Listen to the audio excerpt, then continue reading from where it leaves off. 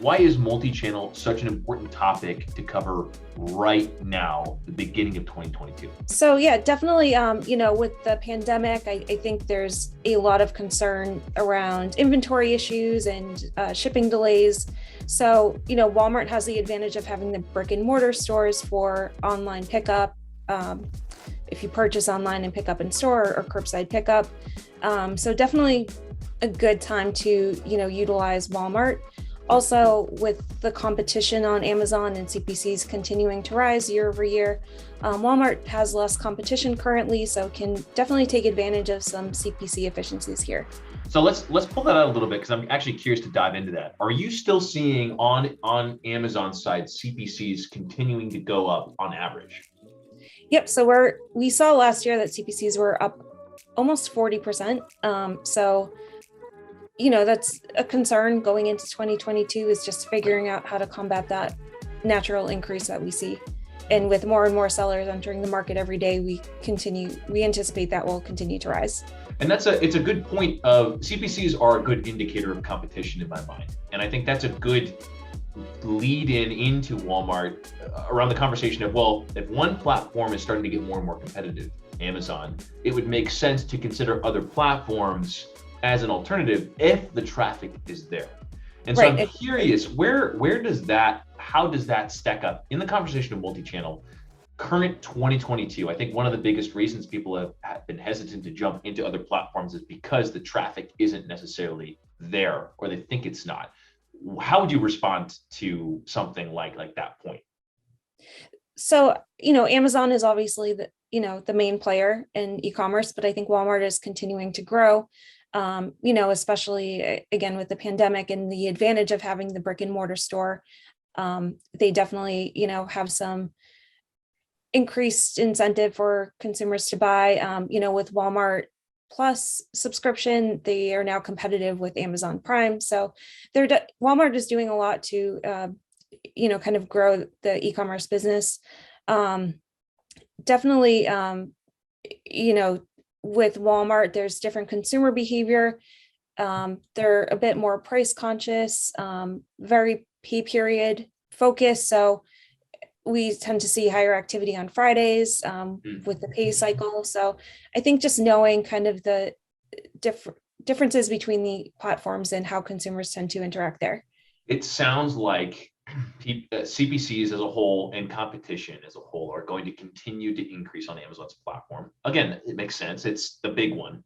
Right. But also that other platforms like Walmart multi-channel is going to become more and more viable as a good option to diversify into. So in the conversation around multi-channel, I'm curious, what are some of the biggest things, suggestions, strategies that you have? Just that's a very broad approach in going deeper into the conversation around multi-channel, but what strategies or suggestions would you have for multi-channel in general? It could include Amazon, it could include Walmart, it could also be outside of Walmart. Yeah, I think the first thing is just to kind of be flexible and keep an open mind. The good thing about e-commerce is that we can quickly see performance and can make shifts. If we test Walmart and see it doesn't perform, we can quickly shift dollars back to Amazon. So I think it's pretty low risk to test. I think just kind of thinking through which products make sense, which verticals make sense. Walmart tends to have some lower pricing on grocery, tech, and home goods. So it might make sense if you're a seller in those verticals to test out Walmart. Appliances tend to maybe be a bit more expensive on Walmart than Amazon. So just thinking through what products it makes sense to test with. If it's a grocery or CPG item that maybe might take longer than expected or might even be out of stock on Amazon, if it's in stock in Walmart, might be a good option to advertise, knowing that the consumer also has the option to drive to the store and pick up their order. So I think it's just, kind of really thinking through your strategy and which products make sense to advertise. I'm curious for people that are going to test their product on Walmart, how big of a window do you suggest for a testing period to see, is my product viable on Walmart or not? And that could be a period of time. Also, perhaps it includes an amount of money spent to bring that product in front of people to see if it's viable. What do you generally recommend? I'm sure it's going to vary based on the product and the category. Yeah, definitely varies based on product and category, but I would give it, at least 3 months. It obviously takes time for new campaigns to get up and running and then optimize once we get data. For Walmart, we have seen that the auto campaigns tend to drive the majority of the traffic. So if you're just starting out, maybe starting out with auto campaigns and then kind of building out from there, and seeing performance over a couple of months. And then if it's not there, then shifting back to Amazon. But again, definitely, advantages to testing. Walmart also has some advantages over Amazon where we can drill down into device types and set up bid modifiers for device types. So that is something that we have seen success with. Sometimes we see products that respond really well on mobile, so we can bid up there and see some good efficiencies. Have you noticed a significant difference? You've mentioned in-store a couple of times, and that as of course being a benefit of Walmart's platform. But have you noticed a pretty significant difference as like a general lever to pull, being in-store, people searching for in-store items, grocery shopping at Walmart? Like the whole aspect of in-store is a big one compared to Amazon. So I'm curious, what are the biggest things that you've seen come from that?